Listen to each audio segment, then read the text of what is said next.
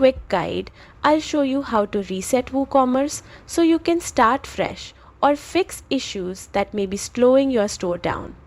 The process is simple, safe when done correctly, and only takes a moment if you follow along carefully. Start by opening your WordPress dashboard and looking at the left side menu. Find the plugins option, hover over it and choose Add New. This takes you to the plugin library where you can search for tools you need. In the search bar, type WP Reset by Web Factory. It should appear right at the top.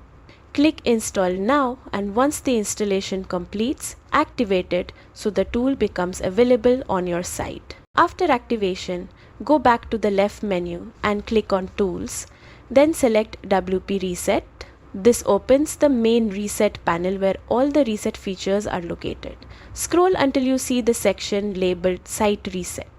Before you proceed, keep in mind that resetting is a major action. It removes your custom settings, designs, and data that WooCommerce created after installation. If there is anything important, always create a full backup first. When you are ready, look for the confirmation box and type the word reset exactly as shown.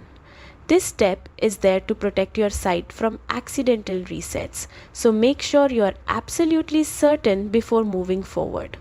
After typing reset, click the Reset Site button.